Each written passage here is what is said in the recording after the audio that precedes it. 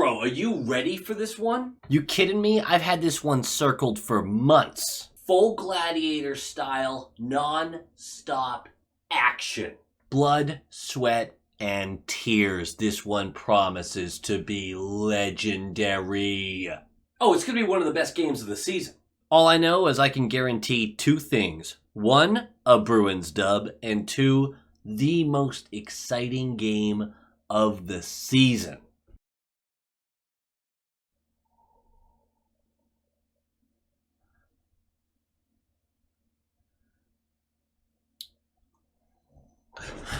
What a game. Wow.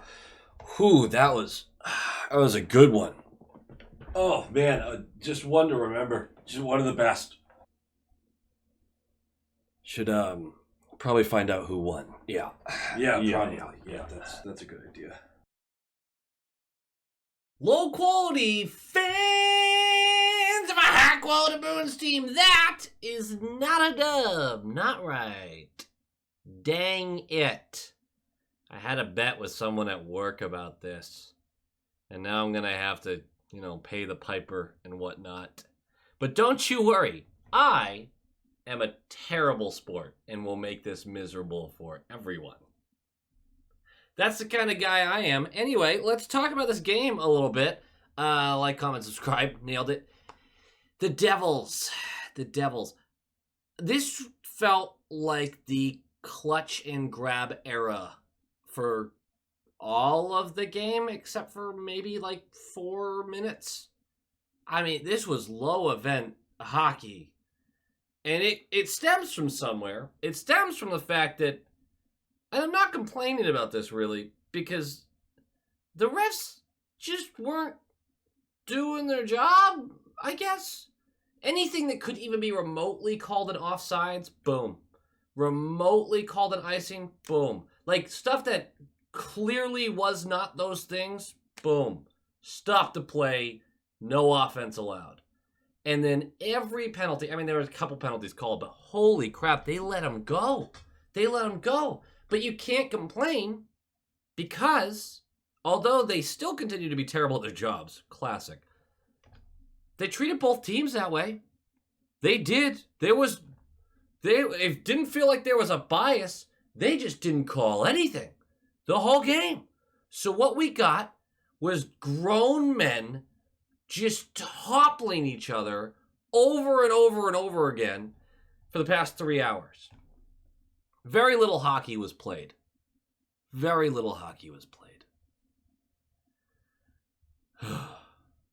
Exhausting. But hey, I had fun. Hate the loss. We are still missing our, technically 1C. I gotta start calling Zaka what he is. He's our 1C, our top center, our top defenseman in McAvoy, and a little man named Forbort. Still missing those guys. I'll take this effort. Against this team. And this Devils team, let's talk about them for a second, because this is the first time this season that we're playing the bastards. I'm pretty sure the last time we played them was tying the regular season wins record last year. I don't think we played them again after that.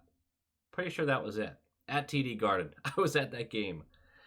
My life is sometimes dope. Other times, not so much, but sometimes dope. This team, man, the best power play in the league. Didn't do shit for him in this game, but still the best power play in the league, hitting at a whopping 32.6%. The offense ranks 4th in scoring with over 3.5 goals per game. That wouldn't matter either. They are tremendous from the dot. They ranked 5th in the league in their face-off win percentage. If you stop right there, this team is terrifying. They're fast, they're creative, they are awesome. They're awesome to watch. Not in this game, but they're usually awesome to watch. And Jack Hughes is just a treat to watch.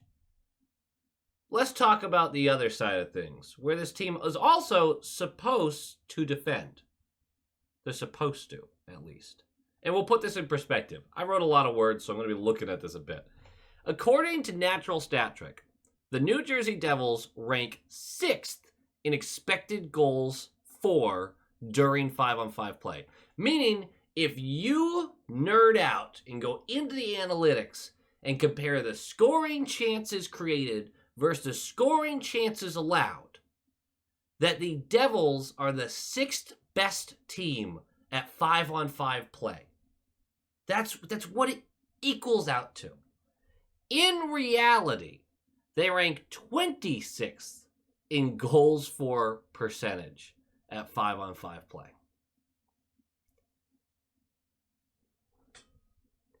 That's bad. That's a huge difference. And there's 2 issues here, but really it's really only one. But let's pretend it's 2. When you change those stats to include special teams, they rank 12th in expected goals for percentage. Because their red-hot power play cannot make up for the fact that their penalty kill sucks. It's really bad. Just really bad. A synonym for that. I don't have the clever mind words right now. They can't keep the puck out of the net on the penalty kill. That's all it is. That's a symptom.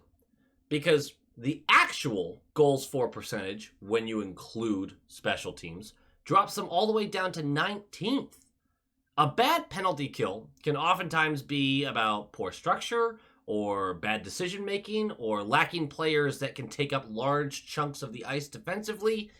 But when all of the numbers drop like this, whenever you start to include reality, not just expectations, scoring chances for versus given up. No, when you actually look at the numbers, which I'm sure a lot of this is kind of confusing, I'm probably doing a terrible job with it. But when all the numbers drop like this, you can point at one place in the ice. Their goaltending sucks ass, dude. It's so bad. It is so bad. Akira Schmid and Vitek Vanacek have combined for an .878 save percentage on the season. That's the Devils' team save percentage before this game. The only team that's worse than them in that regard is the Carolina Hurricanes, which is a whole different conversation.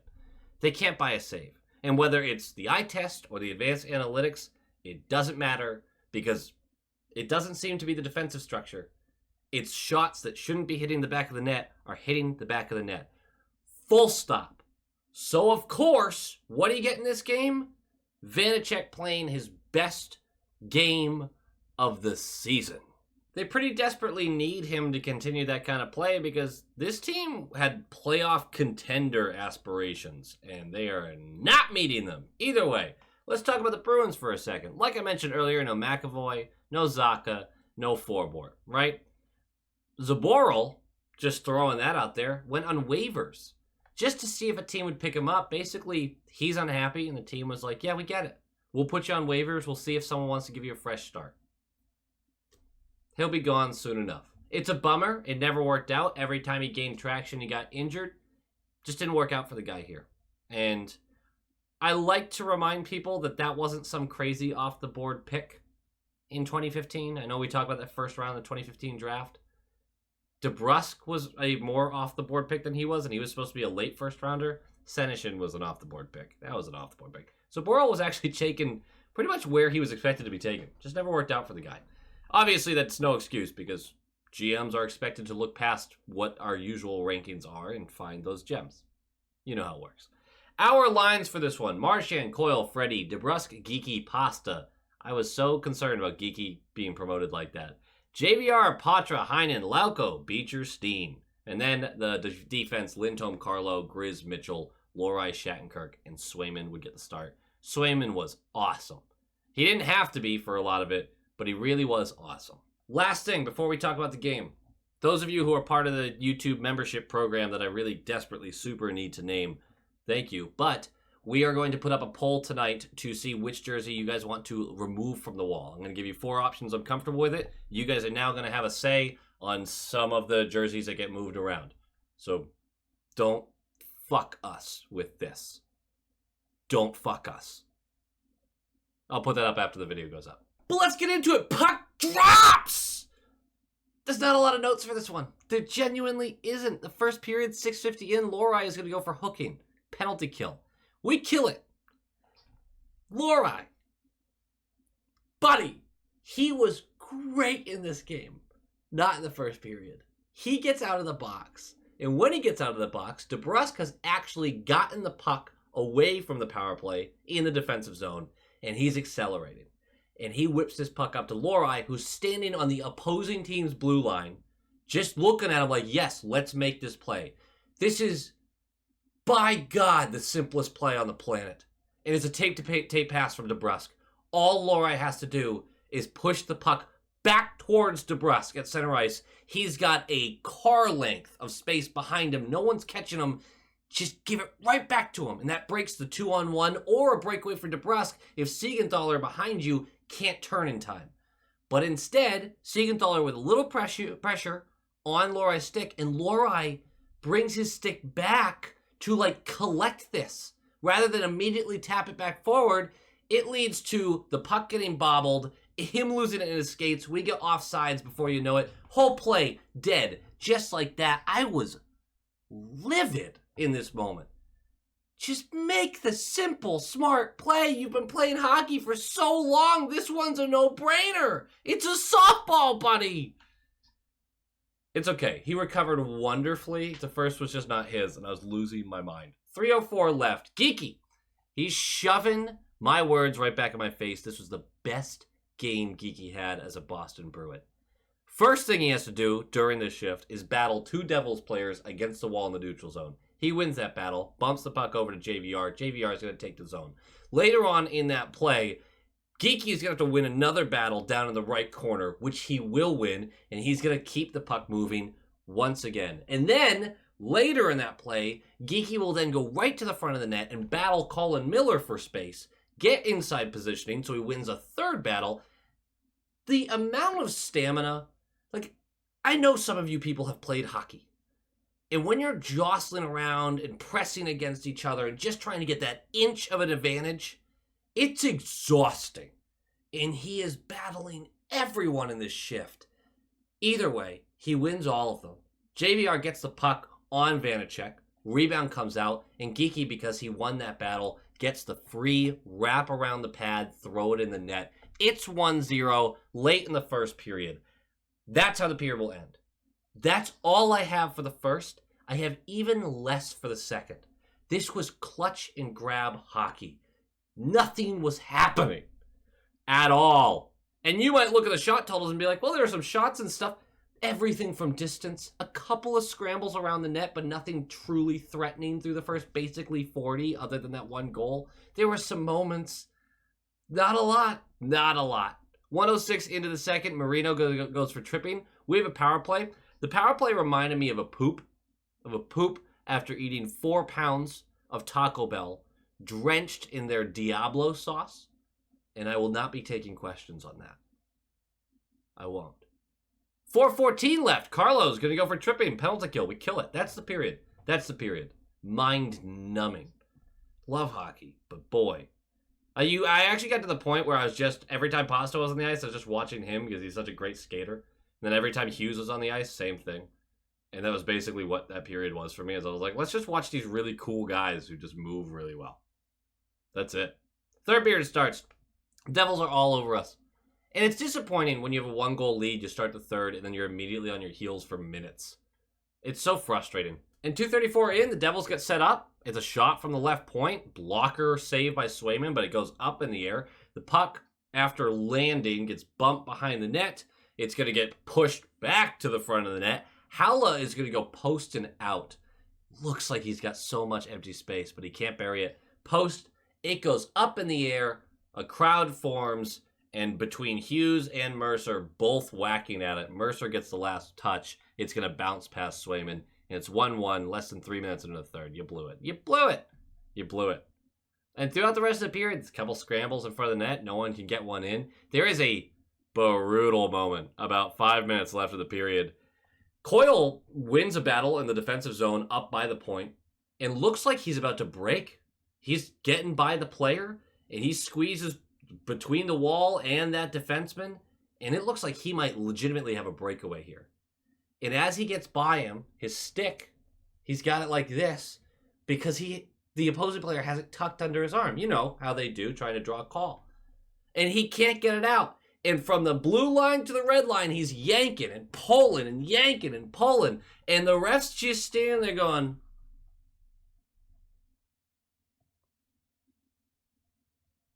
nah. That was it. No call. No chance, obviously. The play's dead at that point. And we keep playing, and we're going to go to overtime. Again, that's the way it was the whole game. That was pretty bad. That was a bad one to watch. Would it have changed the game? Maybe. Who knows? But I thought the Devils really did deserve this win. I thought they played a great game. Clutch and grab, man. If it's going to be allowed, you gotta win the games the way they're played. I think we learned that a few years ago, unfortunately. We're not going to go into that memory anyway. Overtime was a shit show. Back and forth, missed nets, and just a couple of saves, but just an absolute shit show. No one could connect on any plays. Neither team. Weird hockey. Eventually, it does end with Hughes just receiving a pass after Bratt comes down the right side, slams on the brakes. Lindholm ends up in Timbuktu. He is so far away from Bratt after he hit the brakes. My goodness. He's going to sling it across to Hughes going down the left side, and Hughes is going to bury this low glove just right under the arm of Swayman. 2-1 your final in overtime. Tough way for it to end, but that's just a game that you go, okay, can we please get to the next hockey game? That was not great. None of that was great. But hey, we got some game notes, and they're mostly positive. The first one's about the refs again. We already touched on that. Patra, pretty quiet game, but I thought he was solid. And not only that, but him and Lohrei, who we're going to touch on in a second, got consistent shifts in the third period and an overtime shift together. Monty trusted the young kids. Not only that, but in overtime, during Patra and Lohrei and Coyle's shift, they almost won it. And then they almost lost it. Neither of those things happened, but a lot of stuff happening during the shift. The young guys. How about that? I thought Patra was quietly good. He had some moments where you wish he would won some more puck battles and things of that nature, but certainly not something that you're going to crush him for in this one. He was solid. Lohrei, on the other hand, really struggled in the first and then was awesome through the last 40. He made some risky plays that I criticize him for in moments because when they don't work, that's a breakaway against. And he did have one in particular where he walked the blue line, but he walked the blue line against one defender. The one guy. I'm usually critical of when it's the 2, 3, or 4 guys, is when I'm like, okay, you're taking on too many guys. There's too many dudes for you to handle. I think he knows it. Either way, he beat the one guy, and it made for a great play. He was great. He's picking his spots a little better. Let's hope he continues to do that, because God knows this team could use some consistent play from him while McAvoy's out, and we've got more injuries just around. Ugh, I need to not watch Mitchell play as much, and Shattenkirk. And Grizz. Let's talk about Grizz. I'm officially a little worried. You get to tag me with the worried at this point. He has not been good since returning from injury. He had one game that he was solid, and other than that, it's not even just not good. He's been flat out bad. And I know right now you're like, well, he doesn't have a security blanket. He doesn't have McAvoy. He is still a professional hockey player who should be a top 4 guy. He has been so bad. And this game was no different. The majority of the Devils' scoring chances felt like they came when he was the guy who was supposed to defend that player. He was constantly letting the puck out of the zone. He was slow to the puck. He wasn't winning any battles. I don't like his game at all. And it's weird because I thought this was a great game to show how tough this team was. I already see people talking about how we don't have that grit, grime, whatever. I completely disagree. We were winning board battles. We were going to the dirty areas. Everything got aggressive. It was slow. And it was, like I said, everyone's clutching and grabbing and holding. But we were forcing our ways through that. I thought this was a really great representation of how tough this team is. And maybe that's why Grizz stuck out so much, is because he was losing so many battles. Just not a good game for him again. I'm a little worried. I'm officially a little worried. on a positive note, Geeky looked way more like the guy I thought we were getting. I'm not taking a victory lap yet because we need to say way more of it, but let's really hope this becomes the norm because he was phenomenal and deserves a shout out. He was an animal out there. He was creative, and there were a couple plays that were a little lucky. I don't think he'd make every time, but the tenacity, which you can't teach, the tenacity really brought a lot of these plays to fruition. I can't speak tonight. I'm sorry.